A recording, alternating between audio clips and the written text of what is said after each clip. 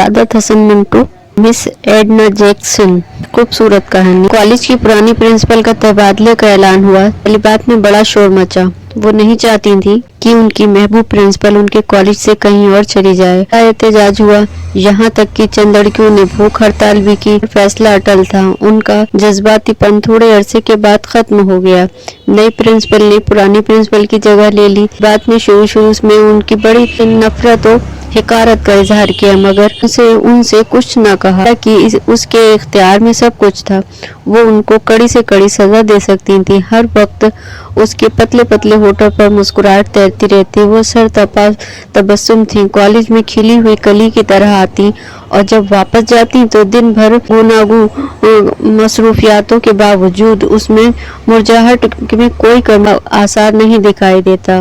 वो खफगी का इजहार करना ही नहीं आता था। अब वो किसी वक्त इसका इजहार भी करती, ऐसा मालूम होता कि वो आह में तब्दील करने की नाकाम कोशिश की गई है। थोड़े अरसे के बाद कॉलेज की बात उसकी गिरविदा हो गई। हर वक्त उससे चिपटी रहती। एक दिन जब कोई जलसा था, एडना जैक्सन ने तकरीर की और कहा, मैं बहुत खुश हूँ कि तुम अब मुझसे मानूस हो गई हो। शुरू में जैसा मैं जानती हूँ तुम सब मुझसे नफरत करती थी। मेरी प्यारी बच्चियों, मैं यहाँ अपनी मर्जी से नहीं आई थी। मुझे यहाँ मेरे हाकिमों ने भेजा था। तब्दीलियाँ हर महकमे में होती हैं, मगर संजीदगी और जिंदगी के हर शोबे में है।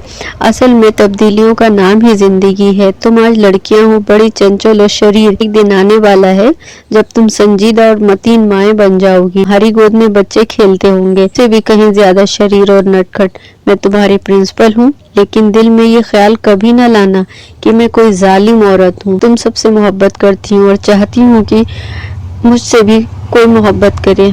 ये तकरीर सुनकर लड़कियां बहुत मुतासिर हुई और मिस जैक्सन की मोहब्बत में और ज्यादा गिरफ्तार हो गई। सब दिल में नादिम थी कि उन्होंने ऐसी शरीफ और रफीक प्रिंसिपल के आने पर क्यों एतराज किया।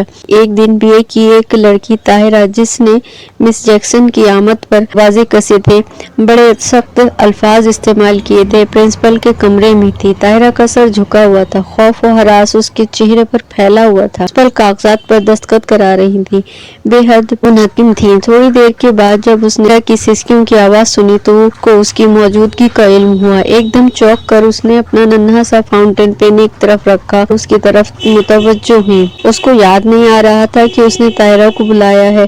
क्या बात है ताहिरा? ताहिरा की आंखों से आंसू रवा थे। आप ही ने तो मुझे यहाँ तलब फरमाया था। एक लहजे के लिए मिस जैक्सन खाली दिमाग रही, लेकिन उसे फौरन याद आ गया। मामला क्या है? ताहिरा के नाम एक मर्द का मोहब्बतनामा पकड़ा गया था। उसकी एक सहेली नाहिद ने मिस जैक्सन के हवाले कर दिया था। ये खत उसकी दराज में महफूज था।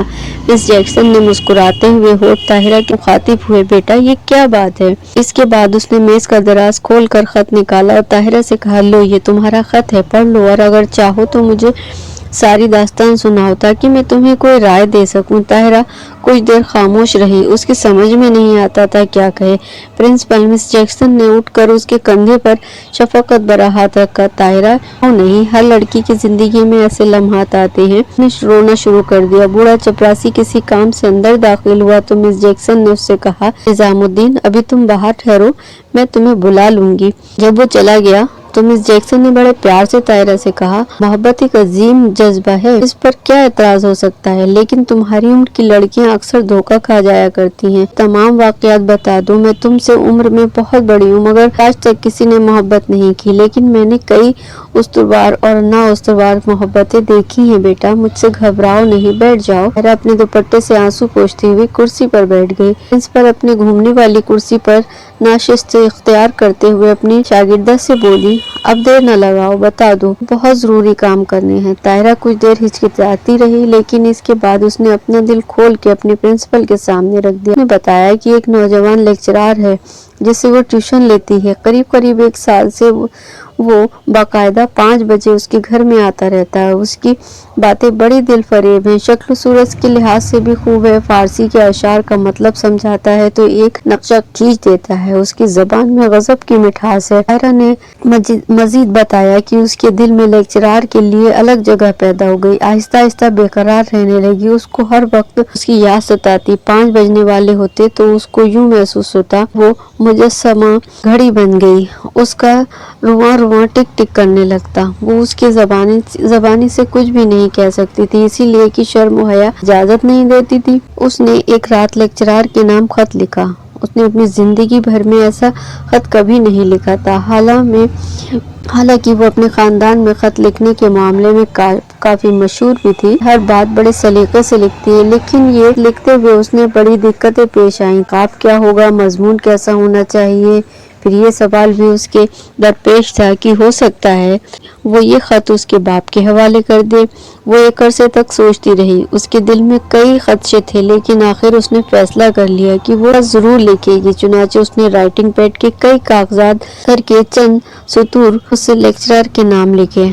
बहुत अच्छे उस्ताद हैं, मुझे इस तरह पढ़ाते हैं जैसे आपको मुझसे खास लगाव हो, वरना इतनी मेहनत कौन उस्ताद करता है। मेरा तो ये जी चाहता है कि सारी उम्र आप मेरे उस्ताद और मैं आपकी शागिर्दा रहूं, बस इससे ज्यादा मैं और कुछ नहीं लिख सकती। ये खत उसने कई दिन अपने पर्स में रखा। इसके बाद जुर्रत से काम लेकर उसने कागज का ये पुर्जा अपने उस्ताद की जेब में धड़कते हुए दिल के साथ डाल दिया। दूसरे रोज वो शाम को ठीक 5 बजे आया तो उसका दिल बहुत जोर से धड़क रहा था। उसने किसी किस्म के रद्द अमल का इजहार न किया। उसे सख्त मायूसी हुई। 2 घंटे के बाद जब वो चला गया तो उसने बड़ी चिड़चिड़ेपन से अपनी किताबें उठाई और अपने कमरे में जाने लगी। एक किताब उसके हाथ से गिर पड़ी। ताहिरा ने बड़ी बेदिली से उठाई तो उसके औराक में से कागज का एक टुकड़ा झांकने लगा। उसने ये टुकड़ा निकाला।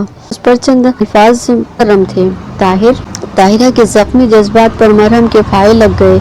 उसके उस्ताद ने ये लिखा था, मुझे तुम्हारी तहरीर मिल गई, मैं सब कुछ समझ गया हूँ। जिंदगी भर तुम्हारा उस्ताद रहने का वादा नहीं कर सकता, लेकिन खादिम जरूर रहूंगा।